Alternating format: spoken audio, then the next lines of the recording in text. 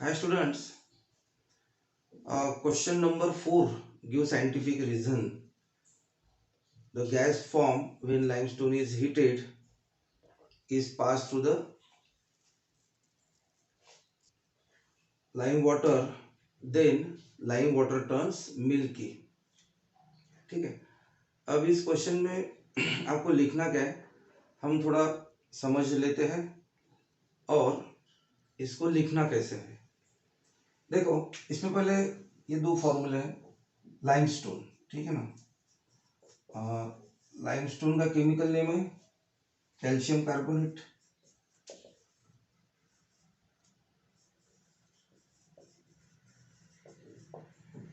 और इसका फॉर्मूला है कैल्शियम कार्बोनेट का CaCO3। ठीक है, ये इसका केमिकल नेम है। लाइमस्टोन का केमिकल नेम है कैल्शियम कार्बोनेट और उसका फॉर्मूला है CaCO3। और दूसरा है लाइम वाटर।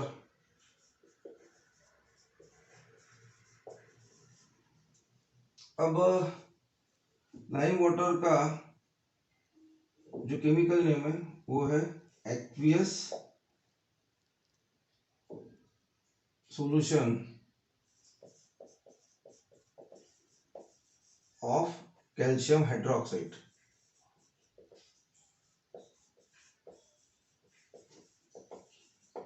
यानी ये जो कैल्शियम हाइड्रोक्साइड है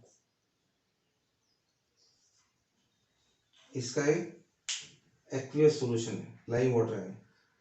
अब देखो, ये जो कैल्शियम हाइड्रोक्साइड है ये इसमें सोल्यूबल है, ठीक है।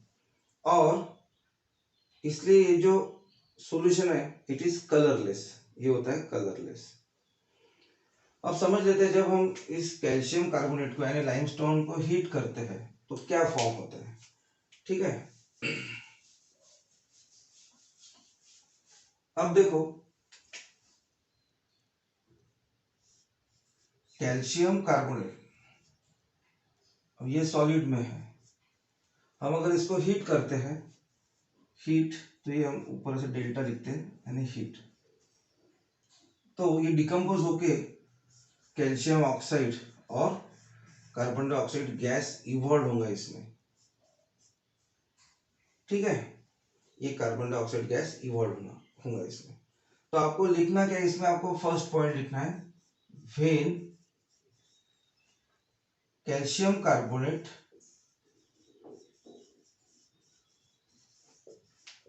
is heated। CaO आप कैल्शियम ऑक्साइड भी लिख सकते हो या फिर CO and CO2 gas is form. चलो, आपको ये लिखना है और यहाँ आपको बैलेंस इक्वेशन भी लिखना है इसका। तो ये रिएक्शन ऑलरेडी बैलेंस है। अब देखो, सेकंड पॉइंट आप क्या लिखेंगे इसमें। चलो, कौन सा गैस फॉर्म होगा, carbon dioxide gas is form. Now when this carbon dioxide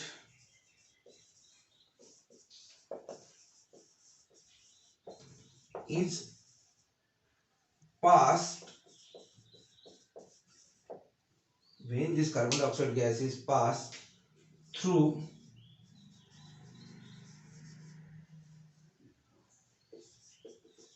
lime water।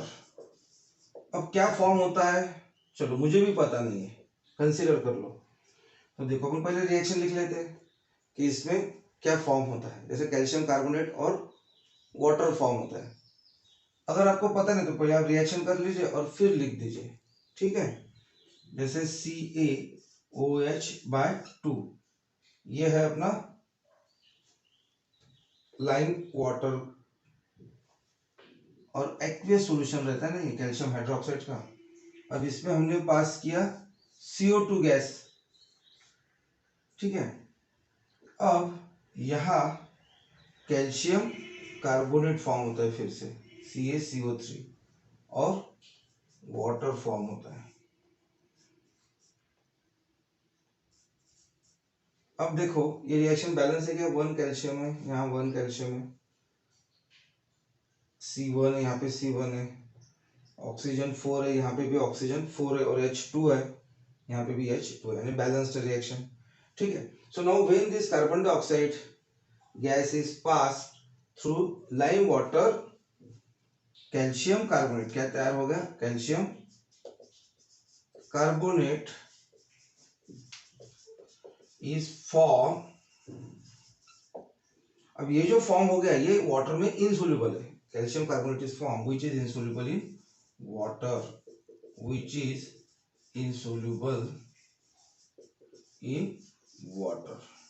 ठीक है, अब ये जो कैल्शियम कार्बोनेट फॉर्म हो गया it is insoluble in water, and हम यहां लिख सकते हैं देयरफॉर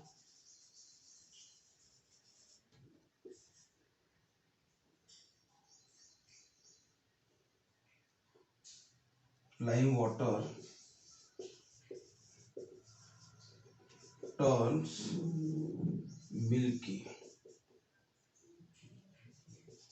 ठीक है, तो आपको ऐसे 2 पॉइंट्स में इस क्वेश्चन का, अब देखो इस गिव रीजन के क्वेश्चन में क्या पूछा है, it takes time for pieces of Shahabadi tile to disappear in HCl, time लेता है, ज्यादा टाइम लेता है, but it's powder disappears rapidly. ठीक है, पाउडर अगर डालते हैं तो जल्दी डिसअपियर हो जाता है, लेकिन अगर हम बड़े लम्स डालते हैं शाहबाद स्टोन के तो उसको टाइम लगता है डिसअपियर होने को। क्यों? क्योंकि जब भी हम शाहबाद टाइल्स या फिर पाउडर को डालते हैं HCl में, तो HCl के साथ में वो रिएक्ट होता है और उसमें डिजॉल्व हो जाता है जो भी प्रोडक्ट फॉर्म होता है। ठीक है, इसलिए वो डिसअपियर हो जाता है पाउडर या फिर टाइल्स। लेकिन क्वेश्चन में क्या पूछा है इन्होंने कि ये शाहबाद टाइल्स को ज्यादा टाइम लगता है लेकिन पाउडर को कम टाइम लगता है। अब हमने देखा है कि कौन से फैक्टर्स है which affect the rate of chemical reaction, तो साइज ऑफ पार्टिकल्स भी है which affect the rate of chemical reaction, और हमने देखा है कि अगर पार्टिकल का साइज कम होता है तो रेट ऑफ रिएक्शन ज्यादा होता है। ठीक है, अब देखो इसमें हमको लिखना क्या है, जैसे आंसर में, चलो मैं यहाँ पे शुरू कर देता हूँ आंसर लिखना पूरा। फर्स्ट पॉइंट आप क्या लिखोगे इसमें, फर्स्ट पॉइंट में आपको लिखना है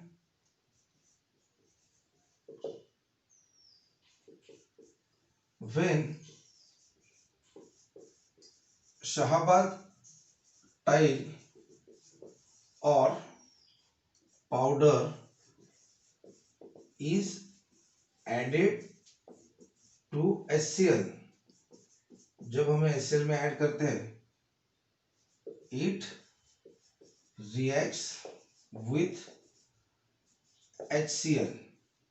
अब HCl के साथ में रिएक्ट कैसे होंगे, इसके हम पहले रिएक्शन देंगे।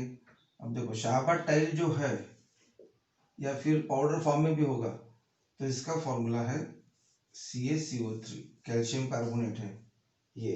ठीक है, अब HCl के साथ में इसकी रिएक्शन होगी तो प्रोडक्ट क्या फॉर्म होगा, देखो CO3 तो CO2 तो फॉर्म होंगे और Ca इसमें Cl भी है। ठीक है, और Hb और O भी है, यानी CaCl2 plus H2O plus CO2। ठीक है, इसको बैलेंस भी करना पड़ेगा। अब Cl यहाँ पे 2 है, यहाँ पे 1 है, यहाँ 2 लिख दिए, हो गया बैलेंस। कैल्शियम 1 है, यहाँ पे कैल्शियम 1 है। अब हाइड्रोजन के 2 एटम्स है, यहाँ पे 2 एटम्स है। ऑक्सीजन के देखो यहाँ पे 2 प्लस 1 3 है, यहाँ पे 3 है, तो ये बैलेंस हो गई। हम यहाँ पे लिखते हैं ये जो है ये सॉलिड है, ये एक्वियस है, कैल्शियम क्लोराइड जो रहेगा वो वाटर में सोल्यूबल रहेगा तो इसका ये एक्वियस फॉर्म हो जाएगा, ये लिक्विड है और ये गैस इवॉल्व हो जाएगा। ठीक है, तो देखो पहला पॉइंट हमने लिखा कि व्हेन शाहबाद टाइल्स और powder is added to it reacts with HCl, और ये जो फॉर्म होता है कैल्शियम कार्बोनेट, ठीक है, the product calcium carbonate, the product CaCl2 लिखते हैं यहाँ पे, चलो calcium carbonate get dissolve in water, ये जो वाटर फॉर्म होता है तो ये जो कैल्शियम कार्बोनेट फॉर्म हो गया, get dissolve in water and CO2 gas escape out, वो निकल के चले जाता है। ठीक है,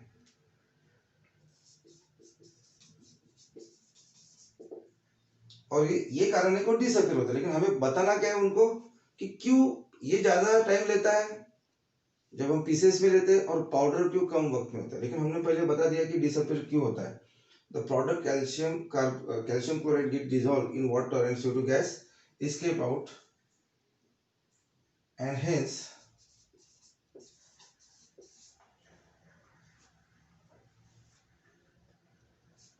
CaCO3 disappear।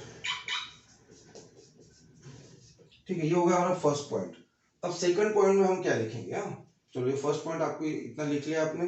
अब सेकंड पॉइंट लिखते हैं, मैं इसको मिटा देता हूँ। सेकंड पॉइंट में अब हमको आंसर लिखना है ठीक से। और as we know, second point देखो अभी ये, एज वी नो, हमें पता है कि rate of reaction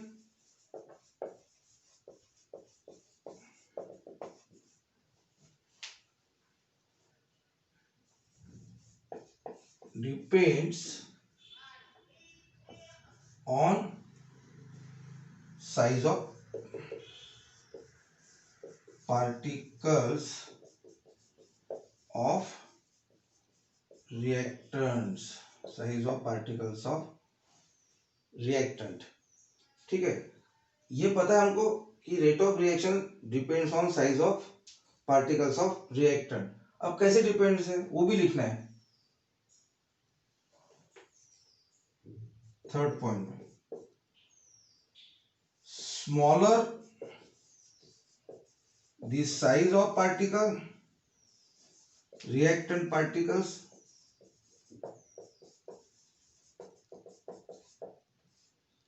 faster will be the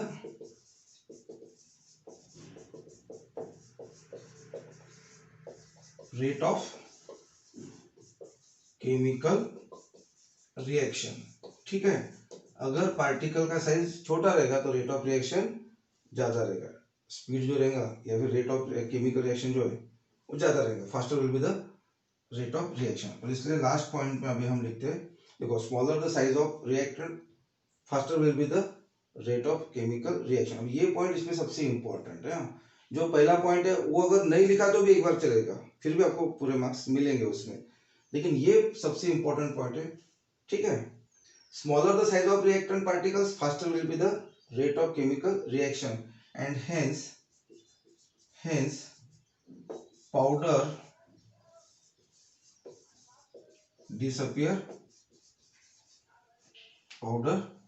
disappear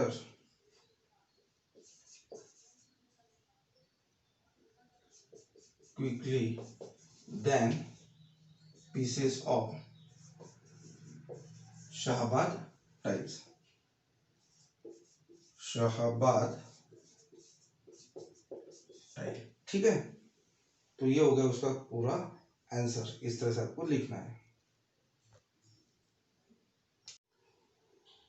चलो अब देखते हैं गिव रीजन का थर्ड क्वेश्चन।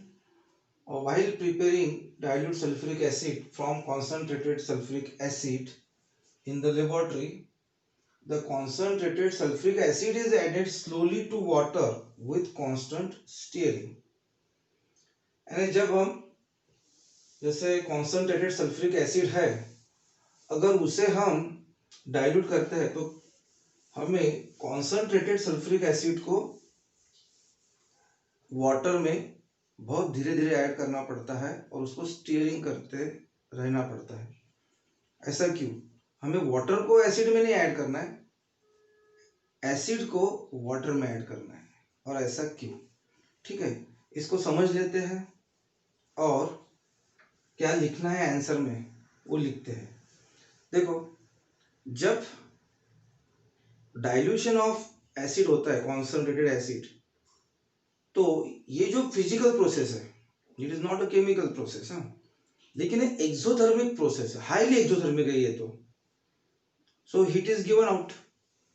अब हीट इज गिवन आउट तो जो पानी रहेगा उसका एकदम इवेपोरेशन हो जाएगा, ठीक है, वो बॉईल हो जाएगा उस हीट से, जितने भी हीट वहां पे निकलेगी उससे बॉईल हो जाएगा और हमारे आंख पे उड़ेगा, एंड उसमें से उड़ेगा, कंटेनर में से हमारे ऊपर उड़ेगा।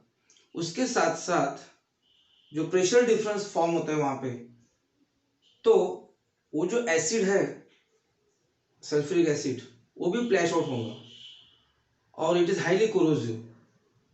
अब वो कोरोसिव है, हमारे स्किन के ऊपर गिरेगा, फिर आंखों पे गिरेगा, या फिर कहीं पर भी गिरेगा तो वो कोरोजन करेगा, है ना, एक्सीडेंट हो सकता है ऐसे इसमें। इसलिए हमको ध्यान रखना है कि जैसे हमको इसका डाइल्यूशन करना है कॉन्सनट्रेटेड एसिड का, उस वक्त पानी में धीरे धीरे हमें एसिड को ऐड करना है। देखो एसिड को ऐड करना है पानी में, पानी को एसिड में नहीं। अब इसको याद रखने के लिए जैसे मैं आपको एक सुझाव देता हूँ कि आप इसको कैसे याद कर सकते हैं। आप ऐसे कंसिडर कर लीजिए कि जैसे जो चाय होती है हमारी, वो चलो एसिड है, तो आपने हरदम देखा है कोई भी कि पहले पानी पीता है और बाद में चाय पीता है, यानी पानी में चाय ऐड करता है। बस इससे आप याद रख सकते हो कि पानी में एसिड को ऐड करना है। चलो ये बात ठीक है, याद रखने के लिए है। अब हमें कैसे करना है कि धीरे धीरे क्यों ऐड करना है और स्टीयरिंग क्यों करते रहना है, ये भी पूछा गया है। तो हम आंसर में क्या लिखेंगे, देखो फिर आंसर इसका और इसका फर्स्ट पॉइंट। अब इसका फर्स्ट पॉइंट तो आपको सबसे पहले लिखना है कि एक्सोथर्मिक प्रोसेस है। देखो मैंने आपको एक फर्क समझाया था इसमें से, प्रोसेस और रिएक्शन का। ये फिजिकल प्रोसेस है। Dilution of concentrated acid is highly exothermic reaction।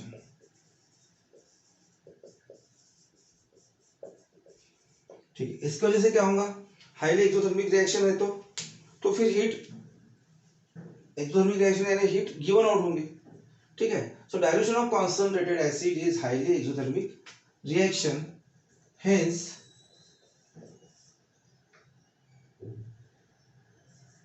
huge amount of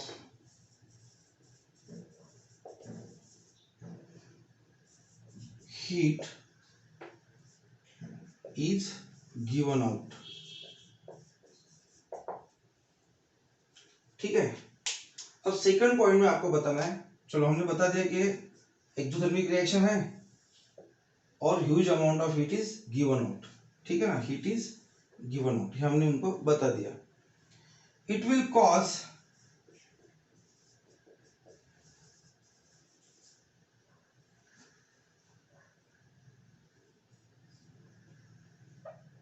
boiling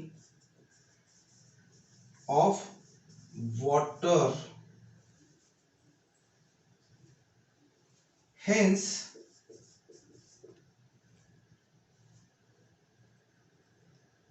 अब देखो यहां पे ज्यादा एक्सप्लेन हमको करना नहीं है, हमने क्या लिखा है कि it will cause boiling of water, ठीक है, hence water vapors along with acid will splash out। ठीक है, अब थर्ड पॉइंट आपको लिखना है कि as acid is highly corrosive can cause accident, ठीक है, कैन कॉज एक्सीडेंट। अब फोर्थ पॉइंट, चलो फोर्थ पॉइंट लिखते हैं। अब ये कोरोसिव है इसलिए एक्सीडेंट हो सकता है,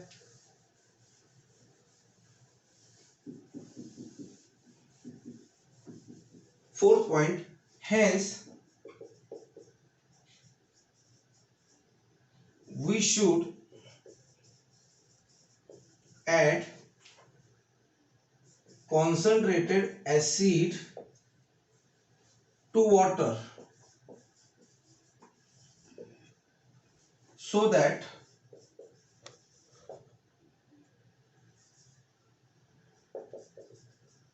so that small amount of so that small amount of heat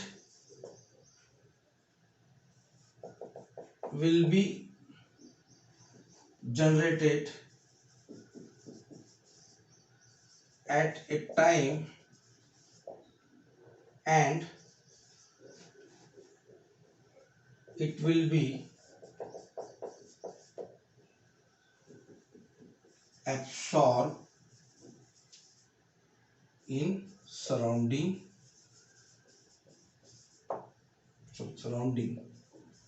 ठीक है and accident will be avoided ठीक है नहीं लिखा तो भी चलेगा and it will be absorbed in surrounding and this will avoid the accident आप लिख भी सकते हो this will चलो लिख लेते this will avoid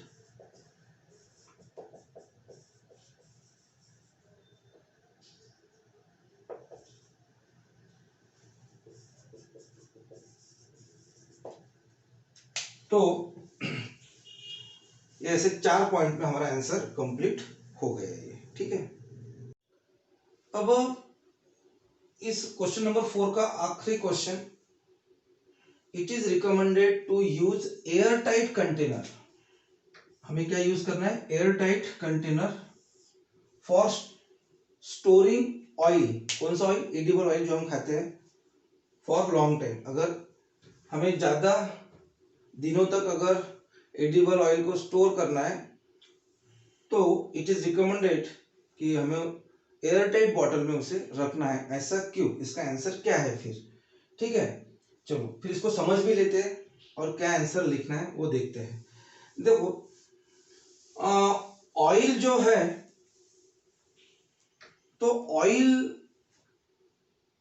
जो एयर में ऑक्सीजन है तो उस ऑक्सीजन के साथ में रिएक्ट होता है it is combination with oxygen इसका मतलब उसका ऑक्सीडेशन होता है ठीक है और ऑक्सीडेशन होने के बाद में वो हो गया रेंसिडिटी ये जो नया प्रोडक्ट फॉर्म होता है उसे बैड स्मेल और उसकी टेस्ट भी बैड होती है और it is spoilage of food और अगर हम वैसे तेल में कुछ पकाते हैं तो वो फूड भी स्पॉइल हो जाएगा खाने के लायक नहीं रहेगा तो इसका रेंसिडिटी अवॉइड करने के लिए या फिर जो हवा में ऑक्सीजन है उसके साथ कांटेक्ट अवॉइड करने के लिए उसे हमें एयर टाइट बॉटल में रखना है तो हम क्या लिखेंगे देखो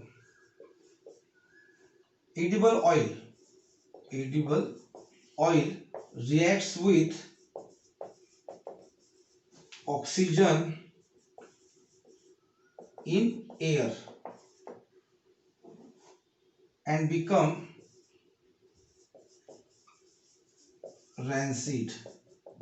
and become rancid which causes spoilage of oil ठीक है अब सेकंड पॉइंट में हम लिखेंगे फिर ठीक है become rancid which causes spoilage of oil हम ये भी लिख सकते हैं and it has bad smell and taste ठीक है बैड स्मेल एंड टेस्ट होती है उसको अब देखो hence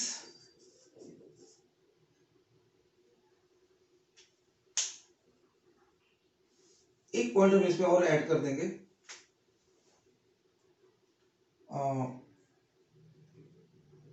it undergo edible oil चलो हम एडिबल ऑयल यहाँ पे यूज कर रहे हैं एडिबल ऑयल अंडरगो ऑक्सीडेशन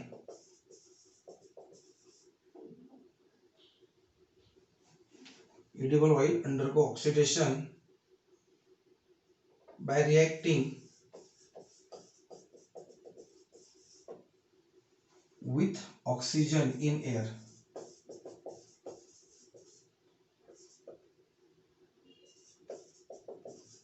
ठीक है, hence to avoid its contact with oxygen in air, with oxygen in air, and thus to avoid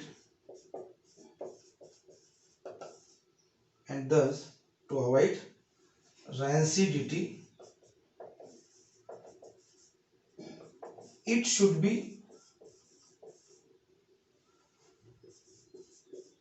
stored in airtight bottle. ठीक है, ये होगा इसका फुल आंसर, ये आपको लिखना है।